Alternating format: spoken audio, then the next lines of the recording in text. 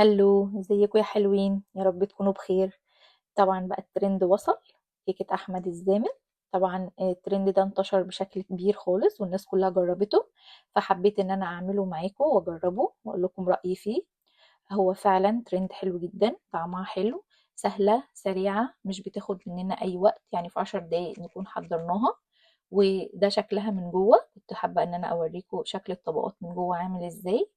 هي فعلا حلوة وتستاهل ان انتوا تجربوها، وهقول لكم على تفاصيلها وازاي عملناها مع بعض. تعالوا نشوفوا بقى عملناها ازاي. يلا بينا. اول حاجة معايا هنا جبت بايركس وحطيت اي نوع كيك شوكولاتة جاهز. هبتدي بقى ان احنا نرصه حلو كده، ودي تكون الطبقة الاولى. وجبت اي نوع حليب بالكاكاو، وهبتدي ان انا اسقي بيه الكيك علشان اطري الطبقة الاولانية. وبكده دي تكون اول طبقة معانا. هنا كنت بسقيه كده زي ما انتم شايفين. وبعد كده تاني حاجة جبت بولة، ونزلت ب120 جرام من الجبنة الكريمي، أي نوع جبنة كريمي.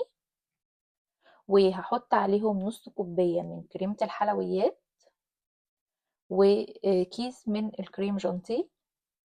وهحلي الخليط ده بقى بلبن المكثف، زي ما انتم شايفين كده 2 معلقة كبار من اللبن المكثف. ممكن نستبدلهم بسكر بودرة لو اللبن المكثف مش متوفر عندنا. بعد كده هبتدي بقى ان انا اضربهم حلو بالمضرب الكهرباء لغاية لما اوصل للقوام التقيل اللي هو بتاع الكريم جانتيه. اهو، ادي كده القوام بتاعها. هنا بقى هبتدي ان انا افرد الكريمة على طبقة الكيك اللي احنا لسه عاملينها، لسه قايلينها مع بعض. هبتدي اوزع الطبقة دي حلو، وبكده تكون الطبقة التانية برضو جاهزة معايا. زي ما قلت لكم الوصفة مش بتاخد وقت خالص.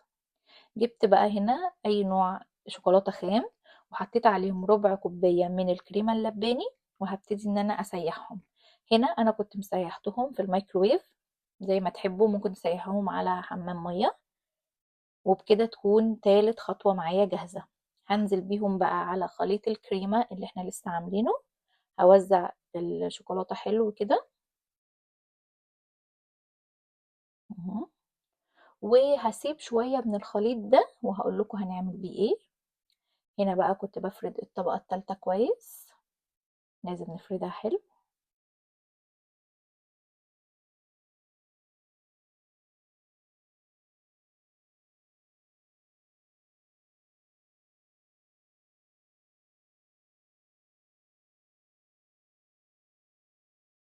تمام. بعد كده بقى جبت اي نوع عندي شوكليت رايس، وهنزل بباقي الخليط اللي احنا سيبناه مع بعض، خليط الشوكولاتة. هحطه وهحط عليهم اي نوع بقى زي ما انتوا تحبوا. انا كنت هنا حطيت نسكويك، لو تحبوا ان انتوا تستبدلوه بكاكاو خام تمام، بس انا عشان كاكاو الخام هيبقى مر شوية فانا استبدلته بالنسكويك. وبعد كده هبتدي بقى ارص اخر طبقة معايا زي ما انتوا شايفين كده اهو. وبكده نكون خلصنا الكيكة بتاعتنا، وهنبتدي ان احنا نقدمها مع بعض. هنا كنت بنقدمها، شكلها تحفة ازاي، حلوة جدا وطعمها حلو قوي، اختراع يعني. جربوها، متأكدة ان هي هتعجبكم. ولو في اي حد نفسه يجرب اي حاجة يسيب لي في الكومنتات وانا هعملها معاكم ونجرب مع بعض. واستنوني في وصفات تاني. باي باي.